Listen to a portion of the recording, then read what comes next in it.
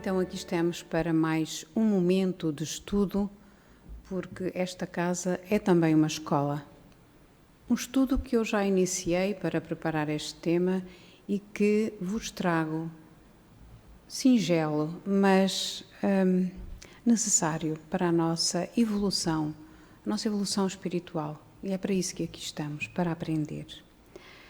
O tema que nos foi proposto é um tema do Evangelho, que está inserido no capítulo 4º do Evangelho segundo o Espiritismo, o livro da codificação espírita, como vamos ver.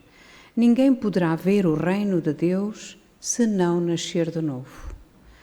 Então, como dissemos, é neste livro que convido a todos, se não o tiverem, que o façam, porque nós que frequentamos esta casa necessitamos de ver, de perceber e de entender as mensagens que os espíritos de luz nos trazem e trouxeram a Allan Kardec para que nós pudéssemos evoluir a esse caminho. Então Allan Kardec, que foi assessorado pelos espíritos superiores, ele trouxe-nos imensos subsídios básicos para o encaminhamento do nosso pensamento às coisas da alma e baseou-se no diálogo socrático de perguntas e resposta e construiu um saber de caráter universal. Allan Kardec, ele esforçou-se a captar as mensagens dos benfeitores espirituais sem mescla do seu personalismo ou das suas ideias pré-concebidas. Allan Kardec dizia que a doutrina não era sua, mas dos habitantes do outro mundo, o mundo dos espíritos, porque foram os espíritos que trouxeram a doutrina. Aliás, a doutrina é dos espíritos. Então, dizíamos que o Evangelho segundo o Espiritismo contém as explicações das máximas morais de Cristo, a sua concordância com o Espiritismo e a sua aplicação nas diversas situações da vida.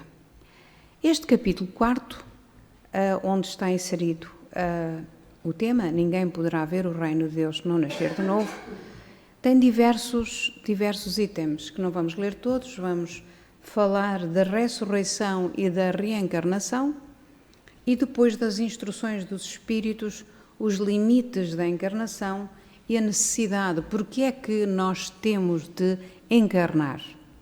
Então, o objetivo deste estudo é mostrar que a alma é imortal e o corpo físico, ela volta tantas quantas as vezes necessárias. Nós fomos criados lá atrás no tempo, simples e ignorantes, ouvimos isto muitas vezes, mas vamos ter que fazer a nossa caminhada até nos transformarmos e vamos ser todos, cada um a seu ritmo, cada um à sua maneira, com o seu livre-arbítrio para caminhar. Então, para caminhar até aos espíritos puros que vamos todos ser lindos. Então, vamos falar, como dissemos, ressurreição e reencarnação. Então, qual é o conceito de reencarnar? Reencarnar significa a volta do espírito à vida corpórea, mas num outro corpo. Nós isso percebemos, sem qualquer espécie de ligação com o corpo antigo. Já o conceito de ressurreição, do latim resurrecione, significa o ato ou efeito de ressurgir, ressuscitar. Segundo o catolicismo e o protestantismo, o retorno à vida num corpo, no mesmo corpo. Nós que aqui andamos sabemos que isto não é assim. Então, a confusão entre o conceito de ressurreição e o de reencarnação já vem do tempo dos judeus, em que eles tinham noções muito vagas e incompletas sobre a alma e a sua ligação com o corpo. Se começássemos por ler a passagem do Evangelho, logo no início, nós iríamos entender quando Jesus perguntava quem vós dizeis que eu sou? Uns diziam João, Elias, e portanto há toda uma explicação que eu convido aos irmãos que leiam, porque assim, com esta pequenina introdução que estou aqui a fazer, já conseguimos melhor entender esta passagem. Ora, por isso, quando eles tinham noções vagas e incompletas, como dizíamos, por isso a reencarnação fazia parte dos seus dogmas, dos dogmas judaicos, sob o nome de ressurreição. Então eles acreditavam que um homem que viveu podia reviver sem se inteirarem com precisão da maneira pela qual o facto podia ocorrer. Eles não queriam saber, eles só tinham a noção de que o homem morria, mas voltava outra vez a reviver no mesmo corpo. Ora, eles designavam por ressurreição o que o Espiritismo chama reencarnação. Então, a ressurreição faz supor, sabemos isso, o retorno à vida do corpo que morreu, o que a ciência demonstra ser materialmente impossível, principalmente quando os elementos desse corpo já foram há muito dispersos e absorvidos. Então, se os despojos do corpo humano, se eles permanecessem homogéneos, embora dispersos e reduzidos a pó, ainda se poderia eventualmente conceber a sua reunião em determinado tempo, mas as coisas não se passam assim, uma vez que os elementos desses corpos já estão dispersos e consumidos. Não se pode, portanto, racionalmente admitir a ressurreição senão como uma figura simbolizando o fenómeno da reencarnação. Então, o princípio da reencarnação tem um fundamento, ele fundamenta-se na justiça divina.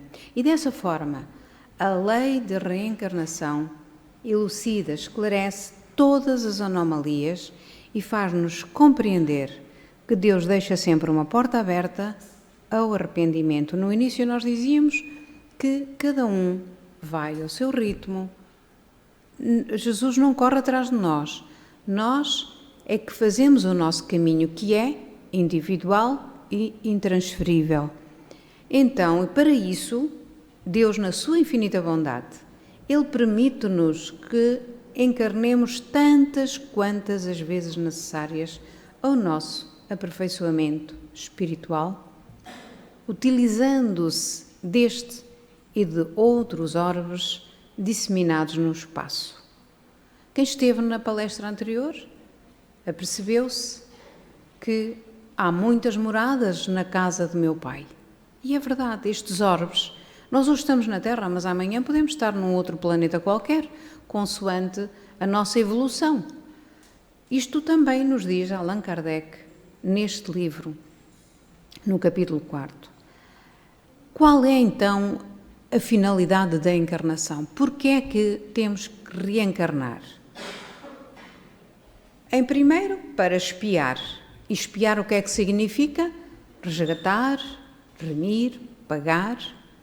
A expiação em sentido restrito, ela consiste em o homem sofrer aquilo que fez os outros sofrerem, abrangendo sofrimentos físicos e morais, seja na vida corporal, seja na vida espiritual. Isto aqui nós vamos começando a pensar.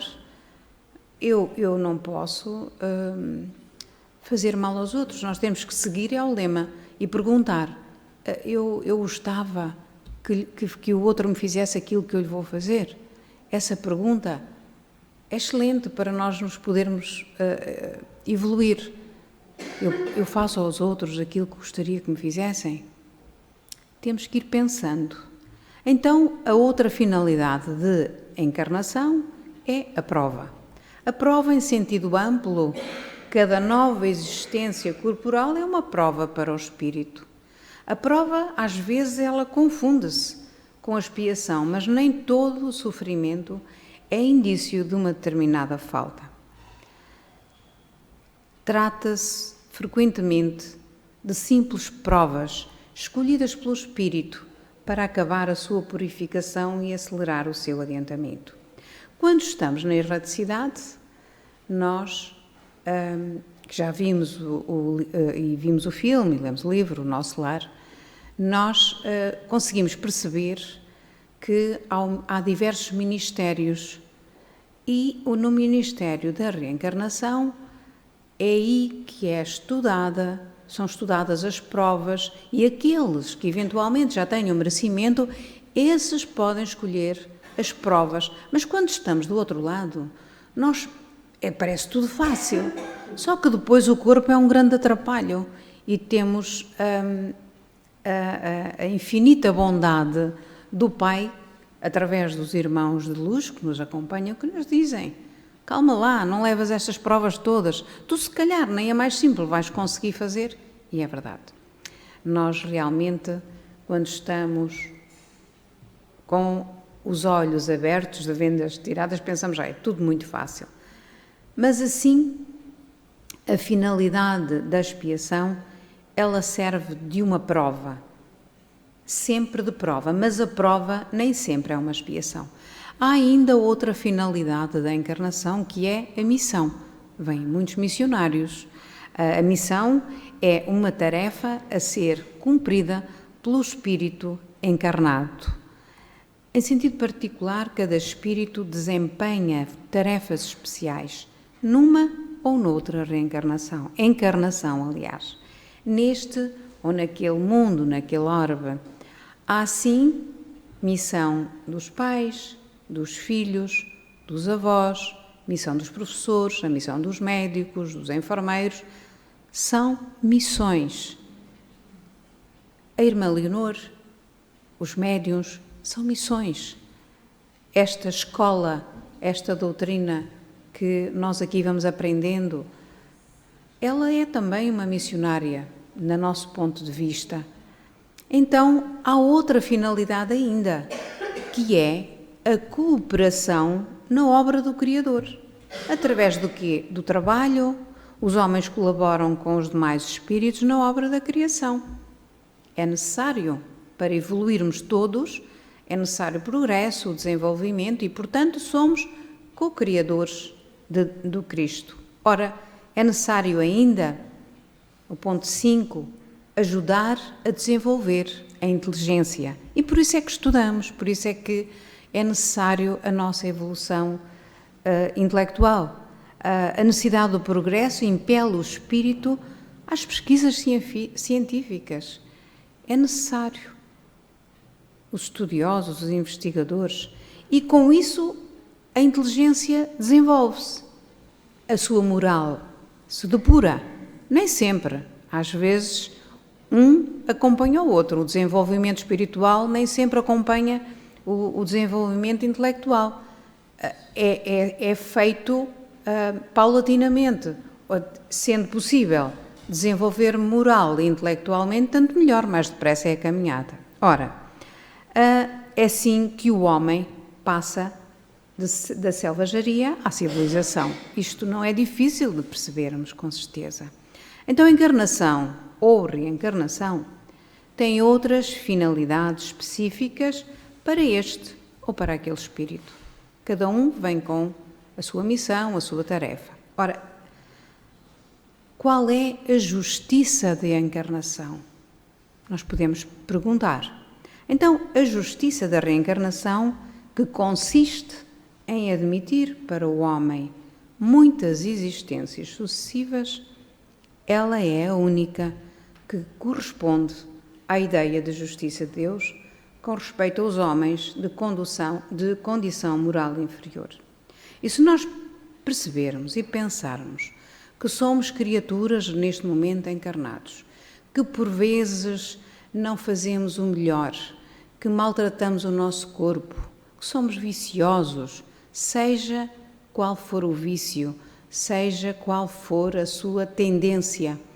E são essas tendências que nós temos que ir percebendo para limar as arestas que nos atrapalham para podermos passar na porta estreita, porque a porta é estreita, nessa porta que nos leva à casa do nosso Pai. Porque passar na porta larga, todos passamos. Agora, o problema é que o caminho pode demorar mais tempo. Portanto, temos que começar a refletir, a meditar e a vigiar os nossos pensamentos, as nossas atitudes. Então, a única que pode explicar essa justiça divina é o nosso futuro e fundamentar as nossas esperanças, pois oferece-nos um meio de resgatarmos os nossos erros através de novas provas. Do outro lado, encontram-se muitos e muitos, mas muitos mesmo, irmãos, à espera de um corpo. E nós estamos deste lado, temos esse corpo e não aproveitamos a oportunidade de podermos evoluir. Então, diz-nos Allan Kardec, a razão assim nos diz, e é o que os espíritos nos ensinam. Quais são, então, os limites da encarnação? A encarnação não tem, propriamente falando, limites nitidamente traçados. Se entende, por isso, o envoltório que constitui o corpo do espírito, este vaso de carne, já que a materialidade desse envoltório diminui à medida que o espírito se purifica. Seremos mais leves, uma matéria mais subtil. Então, nesse sentido, o limite máximo seria a completa depuração do espírito, quando o perispírito estaria totalmente diáfano. Até o perispírito também tem peso. Então, quando ele estiver completamente diáfano, nós já estamos purificados, já estamos num degrau muito, muito superior do que aquele onde nos encontramos.